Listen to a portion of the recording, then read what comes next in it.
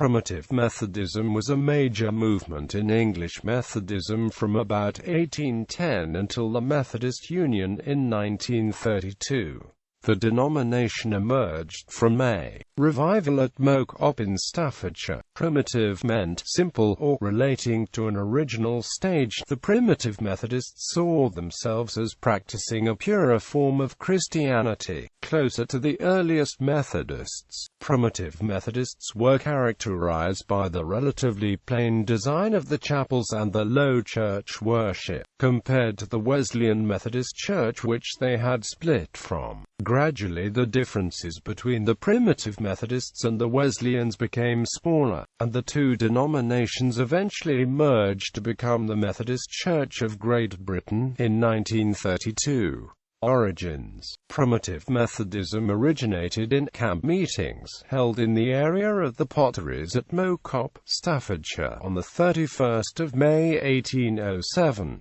This led, in 1811, to the joining together of two groups, the camp-meeting Methodists and the Cloasites, led by Hugh Bourne and William Clowes, respectively. The movement was spawned from the followers of these men. Bourne and Clowes were charismatic evangelists. Both had reputations for zeal and were sympathetic to ideas the Wesleyan connection condemned. The belief that was most unacceptable to the Wesleyan connection was the support for so-called camp meetings. These were day-long, open-air meetings involving public praying, preaching and love feasts. Clowes was a first-generation Methodist convert. At the age of 25 he renounced his desire to be the finest dancer in England. The movement was also influenced by the backgrounds of the two men. Clowes had worked as a potter while Bourne had been a wheelwright. Both of them had been expelled from the Wesleyan connection, Bourne in 1808, and Clowes in 1810. The reason given for Clowes' expulsion was that he had behaved contrary to the Methodist discipline, and therefore that he could not be either a preacher or leader unless he promised to attend no more camp meetings. It seems likely that this was not the only concern regarding the pair. Bourne's association with the American evangelist Lorenzo Dow would have put him in a dim light with Wesleyan leaders. The Wesleyan leadership's hostility to Dow is demonstrated by a threat Dow received from prominent Wesleyan Thomas Coke on Dow's arrival in London. Around 1799, Coke threatened to write to Lord Castlereagh to inform him who and what you are, that we disown you, then you'll be arrested and committed to prison. The Wesleyan connection was also concerned about Bourne and Clowes' association with the Magic Methodists, or Forest Methodists, led by James Crawford, the old man of Delamere Forest. Crawford was significant to both Bourne and Clowes and was for a time the spiritual mentor. He held prayer meetings where people had visions and fell into trances. Crawford, according to Owen Davies, had developed a reputation for possessing supernatural powers. Indeed, Henry Wedgwood, writing later in the century, recalled that many locals at the time were terrified of the magical powers of an innkeeper called Zechariah Baddeley, but that they considered Baddeley's powers nothing next to Crawford's prayers and preaching. The enthusiasm associated with revivalism was seen as disreputable by the early 19th century establishment. In 1799, the Bishop of Lincoln claimed that the ranter element of Methodism was so dangerous that the government must ban itinerancy. Men like Bourne and Clowes were not educated, and the preaching and mass conversion was felt as threatening. The Wesleyan Methodists, such as Coke, wanted to distance themselves from such populism. The death of John Wesley removed a restraining influence on popular Methodism. There was no obvious leader or authority, and power was invested in the Wesleyan Conference. The Wesleyans formally split from the Church of England, which led them to greater organization and self-definition, and the leadership could now withhold the tickets of members like Bourne and Claus who did not behave in the way expected by the conference. The result was less tolerance for internal dissent, and a weakening of the movement's leadership. The camp meeting Methodists looked back to the early days of the Methodist movement and considered that field preaching was acceptable, despite their exclusion from the connection. Claus and Bourne and the assistants who appeared to help them became involved in a task which the Romance of Primitive Methodism saw as a work of primary evangelization. The same book also regards the Primitive Methodist denomination as an independent growth rather than as an offshoot of mainstream Methodism. The Methodist response to the political situation. The leadership of the newly formed Methodist Church was made particularly sensitive to criticism by international events. Britain had been involved in almost perpetual war with France since 1793. A succession of defeats to allies and the threat of the continental system increased tension at home. The establishment faced an alarming threat in the shape of the revolutionary anti-monarchical beliefs of the French government. The war and the French Revolution encouraged a fear of a rebellion in Britain. The repressive laws enacted by the Second Pitt the Younger ministry came from fear of internal dissent. In this atmosphere, the Methodist leadership feared repression and strove to avoid antagonizing the government. The Methodist movement challenged the Church of England, an institution widely regarded as a bulwark of national stability. His humor cloud highlights Methodist members and preachers could be outspoken in the criticism of the Church of England. The movement grew rapidly, especially amongst the expanding working classes. The combination of rapid growth, popular appeal, and enthusiasm alarmed many. Fear of the Methodist membership seems to have been shared to an extent by the Wesleyan leadership. Dr. Koch even suggested he would not be surprised if, in a few years, some of our people, warmest in politics and coolest in religion, would toast a bloody summer and a headless king. The leadership reacted to criticism and their own fears by introducing further discipline. They expelled the prominent Alexander Killam in 1795, and 1 year later they forbade any itinerant from any publishing without the sanction of the newly created Book Committee. From 1805 the use of hymnals not issued by the Book Room was banned, and in 1807 camp meetings were condemned. Through discipline they hoped they could evade the tarnish of disloyalty. The leadership reacted badly to Lorenzo Dow and Bourne's association with him. Dow was a Republican and a millenarian. He made wild anti-establishment speeches and did not distinguish between religion and politics. In a tract of 1812, he preached that, "May not the seventh trumpet now be sounding, and the 7 last plagues be pouring out?" Dow accused the British government of being tyrannical and repugnant to God's laws of nature. As a separate church, conscious of their own public image and fearing repression, they felt they had to disassociate themselves from him. The Wesleyan leadership's measures to evade repression led to the imposition of greater internal discipline. Members who were seen as a liability were expelled. Views that were anti-establishment were condemned. Wesleyan propaganda. The Wesleyan leadership did not undertake to improve the reputation with discipline alone. Through propaganda they capitalized on the greater level of discipline in an attempt to reform their image. Hempton claims the Methodists used propaganda to project an industrious and well-disposed image. The Methodist magazine was utilized to print supportive tracts about the monarchy, praising the king's wariness of reformers.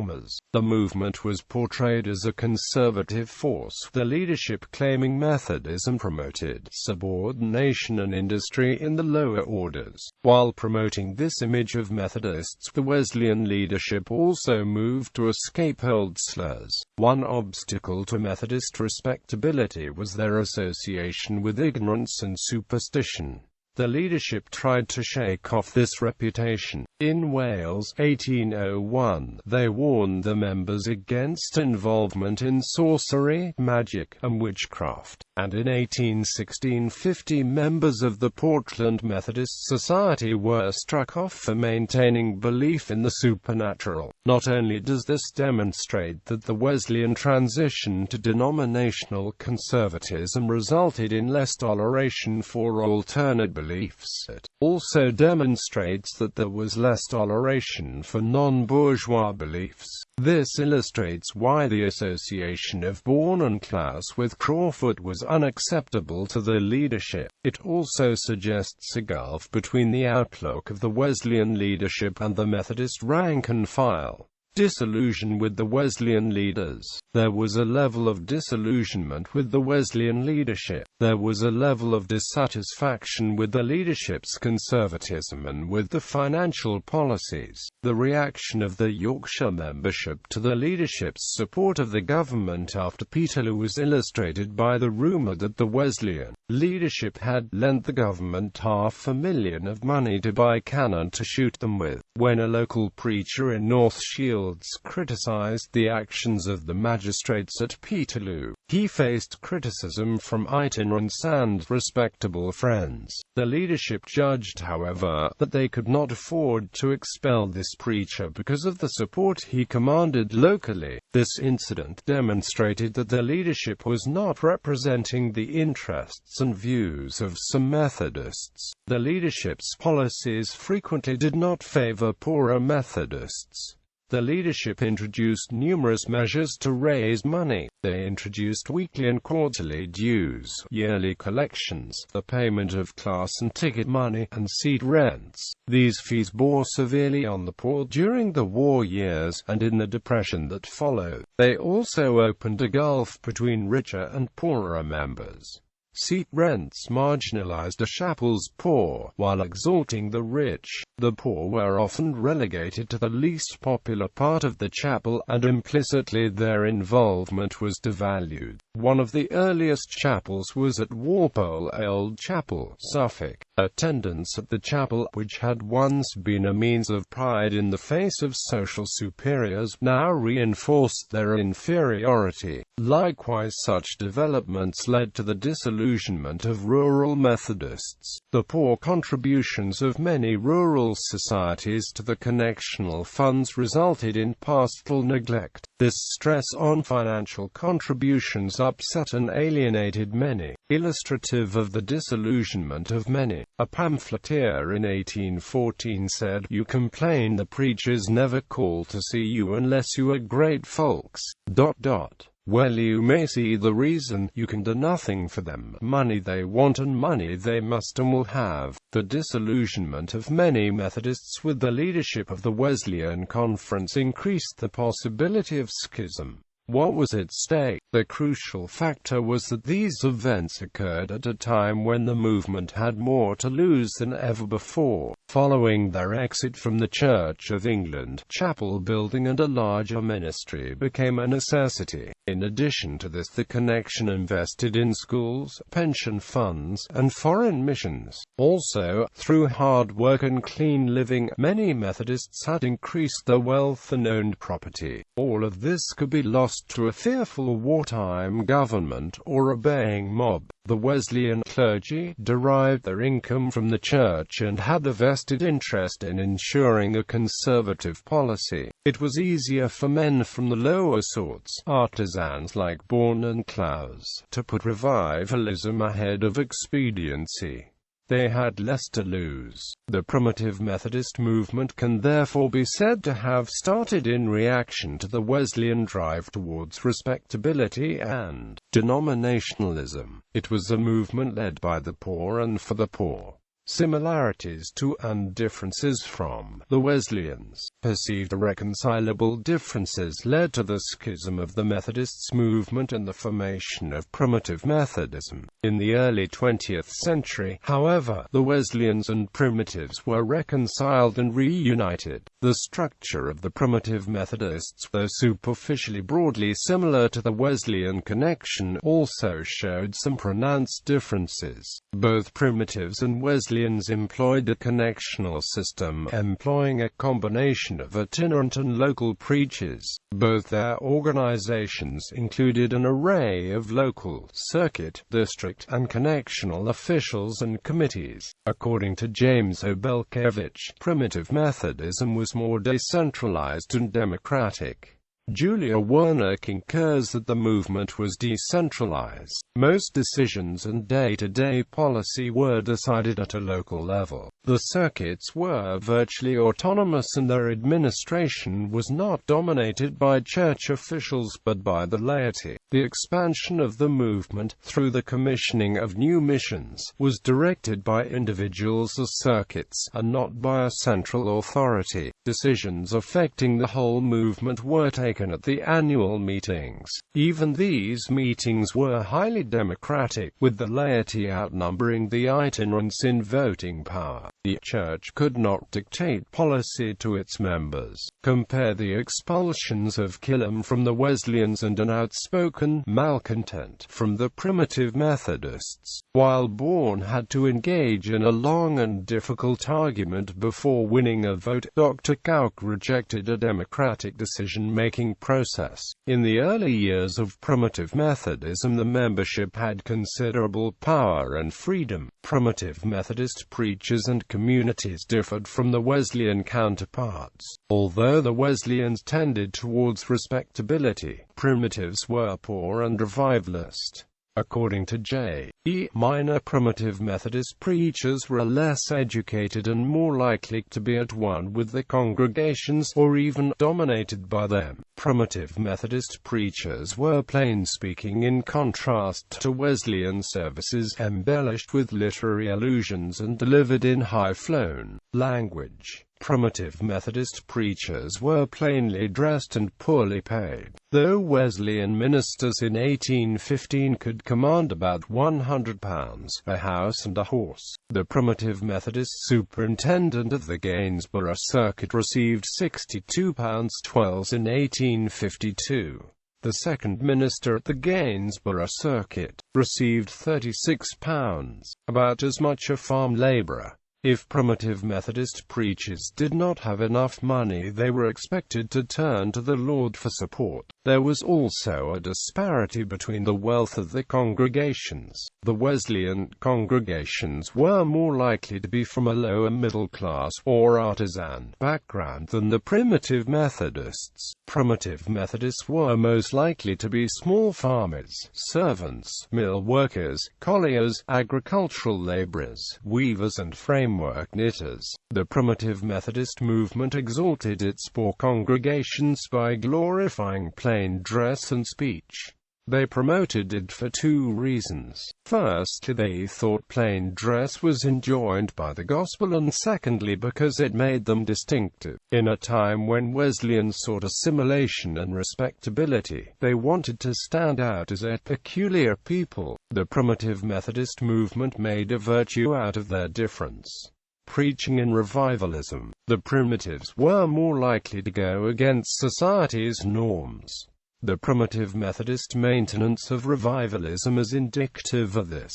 They were visible and noisy. They made use of revivalist techniques such as open-air preaching. The services were conducted with a fanatical zeal that the Wesleyan leadership would have found embarrassing. The hymns they sang were heavily influenced by popular culture and not considered respectable. They were often sung to popular tunes, and they were full of references to heaven as a place of opulence. As Werner comments, the hymns were a contrast to the more staid hymns sung in Wesleyan chapels. All the members were considered equal and were addressed as brother or sister. Even children were able to participate fully. Many children actually became preachers, for instance boy preachers such as Thomas Brownsword and John Skevington. There were also many girl preachers, such as Elizabeth White and Martha Green. magazine who preached as 15-year-olds. The Wesleyan Conference condemned female ministry in 1803, so effectively closed its doors to female preaching. Women were limited to working in Sunday schools and speaking at Dorcas meetings. By contrast, Primitive Methodism allowed the poor, the young, and women to gain public influence. The Primitive Methodists were more receptive to the views of such people, and as a consequence took a different line on the supernatural. Wesleyans were trying hard to distance themselves from superstition and superstitious popular culture. The Primitive Methodists engaged with popular beliefs in the presentation of God as one whose powers could be called upon by preachers. Examples of this can be found in the Primitive Methodist magazine. For instance, the December edition from 1824 contains an anecdote of a cripple being healed through her conversion to Primitive Methodism. Likewise, the November edition from the same year contains a chapter on raising the dead, under the title A Treatise on the Cultivation of the Spiritual Gifts. Primitive Methodists saw the Lord's work in everything. The Primitive Methodist magazine of 1821, asserting that the movement had begun undesigned of man and was an example of divine providence. The magazine continues to reveal further examples of God's power and favor towards them. A man who set out against the Primitive Methodists was struck down by illness, and a preacher who became lost and stranded was saved when the Lord sent people to find him. The leadership clearly believed in what many at the time would have derided as popular superstition. For example, Clowes claimed to have fought with the Kidsgrove Boggart as a young man, and Bourne believed in witches. About a woman he met at Ramsar, Bourne wrote, "I believe she will prove to be a witch. These of the head laborers under Satan, like as the fathers of the head laborers under Jesus Christ. ...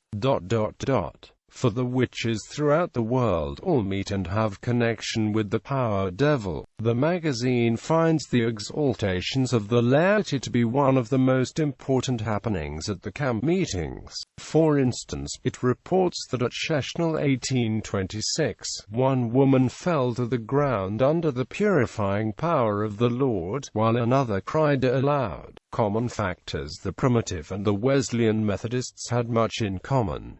They were both initially very anti-Catholic. The social background was not completely different. There were many poor Wesleyans. It was in influence that middle-class Wesleyans dominated the movement, not in numbers.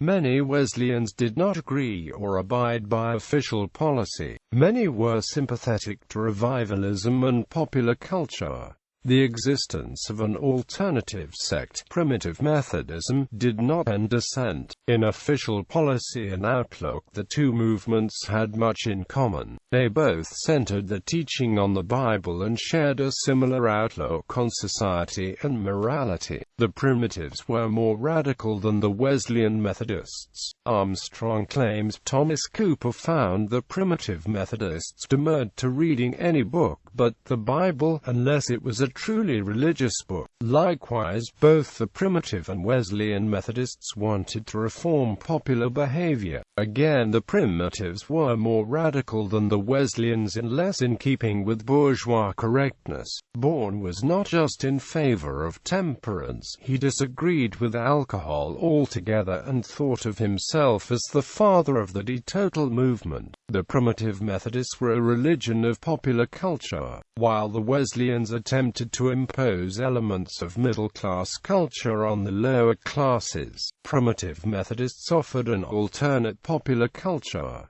They timed their activities to coincide with sinful events. For instance, as an alternative to the race week at Preston, they organized a Sunday school children's parade and a frugal feast. Both tried to inculcate the doctrine of self-help into the working class. They promoted education through Sunday schools, though the Primitives distinguished themselves by teaching writing. Through a combination of discipline, preaching and education, both Primitive and Wesleyan Methodism sought to reform the members members' morality. By 1850, the Primitives and Wesleyans were showing signs that they could surmount their differences.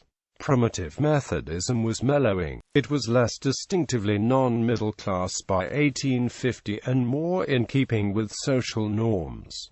Less emphasis was placed on the supernatural. In 1828, Bourne said of trances, "This thing still occasionally breaks out. It is a subject at present not well understood and which requires to be peculiarly guarded against impropriety and imposture." Hymns about hell were sung less frequently, and the Providence section of the Primitive Methodist magazine declined in importance and was dropped altogether in 1862.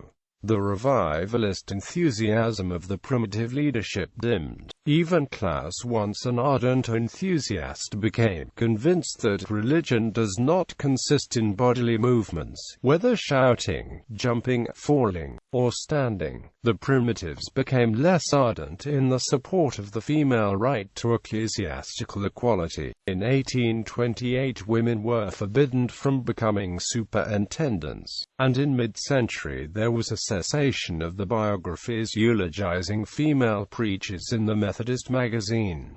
Preaching changed considerably. Services became characterized by the decorum and the ministry was increasingly professional. The dress code was dropped in 1828 and preaching became more urban-based. The community's values were more in line with middle-class respectability. Parkinson-Milson reported that local preachers and class leaders were offended at his plain speech. Convergence begins. In the 1820s, the Primitive Methodists were showing signs of increased conformity. At the same time, the Wesleyan Methodists were relaxing their opposition to revivalism. In 1820, the conference permitted an altered form of camp meeting but gave it a different name. Wesleyan preachers adopted door-to-door techniques, and in 1822 there were numerous open-air meetings. The official Wesleyan attitude was not only softening in regard to Primitive Methodist revivalist techniques, it was also softening in regard to the Primitive Methodist promotion of non-worldliness. The Methodist magazine printed a series of articles on the character of the early Methodists. The magazine praised their plain dress and simplicity of manners. This represented an attempt to re-engage with the poor. By 1850, both Primitive and Wesleyan Methodists were finding that the differences were less significant and passionate. In 1864, the Primitives established Elmfield College in York. The Primitives were becoming more like the Wesleyan Methodists. The same forces that promoted schism in Wesleyan Methodism operated on Primitive Methodism. Their leaders became more conservative as they got older. They showed signs of a move away from revivalism, and the leadership became intent on imposing greater discipline on the membership. They experienced some schisms in the 1820s. These Primitive Methodist troubles were blamed on the admission of improper preachers and questionable characters. The sentiment of this explanation is similar to Bunting's comments that schism from the body will be a less evil than schism in it. The problems in the 1820s were often related to money matters. A decision by the Conference of 1826 to impose tighter financial discipline on the circuits led to an exodus of members and 30 itinerants. The movement became more geared towards consolidation through greater organization. In 1821, preachers were called upon to record their activities, and in 1822 a preacher's manual was published. Preachers now had guidelines, an element of accountability had been introduced, and the leadership had asserted the connectional accounts had priority over spreading the word.